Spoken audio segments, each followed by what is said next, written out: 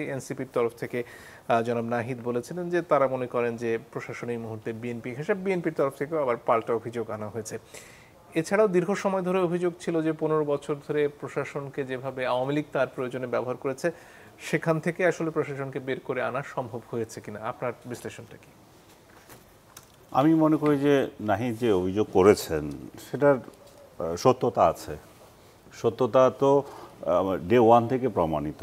কারণ হচ্ছে আপনি যেটা বললেন যে প্রশাসনে দীর্ঘদিন থেকে যেভাবে আওয়ামী লীগ তাদের সাজিয়েছিল সেই সাজানো থেকে রক্ষা করার জন্য যে একটা যে পরিবর্তন চেয়েছিল সেই পরিবর্তন চাইতে গিয়ে তাদের মধ্য থেকে যারা কম্পিটেন্ট তাদেরকে না দিয়ে গড়ে স্বৈরাচারের দোসর খুঁজতে গিয়ে যেটা হয়েছে একেবারে ২০ বছর আগে আপনার সরকার থেকে বিদায় নিয়েছে সেই সমস্ত লোকজনকে এনে এনে বসানো হয়েছে।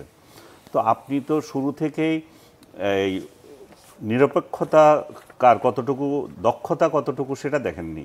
শুরুতে দেখেছেন রাজনৈতিক আনুগত্য, এবং সেই আনুগত্য দেখাতে গিয়ে ২০ বছর আগে যদি আপনি খুঁজেন তাহলে এগুলো বেশিরভাগই বিএনপির লোকই ছিল বা এনটি আওয়ামী লীগ লোকই ছিল।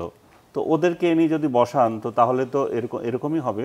এবং সেই যদি অভিযোগটা যেটা করছে যে এখানে প্রশাসনে বিএনপির লোক আছে, এটা যথার্থই বলেছে। আমি মনে করি না যে এখানে মিথ্যা আছে। কিন্তু শুধু বিএনপির লোক নয়, এখানে ইয়েরও লোকও আছে, জামাতের লোকও আছে। সেটা বললে বোধহয় ভালো হতো আরও। কারণ জামাতেও সমান তালে আছে। কে কোন সেক্টরে নেবে সেটা বরং তাদের মধ্যে প্রতিযোগিতা হয়, কারা কোন ইনস্টিটিউশন নেবে। আরও কিছুক্ষণ আগেও বলছিলাম, যেমন স্বাস্থ্য খাত, এখানে দেখবেন যে আপনি জামাতের লোকজন ভর্তি হয়ে আছে। শিক্ষা পুরোটাই দেখবেন জামাতের লোকে ভর্তি হয়েছে। প্রত্যেকটা শিক্ষা প্রতিষ্ঠানে দুই একটা বাদ দিয়ে বিশ্ববিদ্যালয়গুলোতে জামাতি মনা আপনার ভিসিদের বসানো হয়েছে।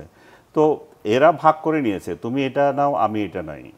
এই প্রশাসনে জামাত বিএনপি একসাথেই আছে। আর বিএনপি মাঠ পর্যায়ে আছে, যেখানে যেখানে চাঁদাবাজির জায়গাগুলো আছে সেগুলো তারা ঠিকমতো বসে গেছে। আর যে শিক্ষা প্রতিষ্ঠান যেগুলো, আমি মনে করি যে সেটা সুদূর পরিকল্পনার ভিত্তিতে জামাত শিবির যাতে ওখানে রাজত্ব করতে পারে, সেই জন্য শিবির যাতে ওখানে প্রাতিষ্ঠানিকতা পায়, সেই জন্য এই সমস্ত প্রতিষ্ঠানগুলোতে ভিসি নিয়োগ দেওয়া হয়েছে জামাত ঘেঁষা লোকদেরকে।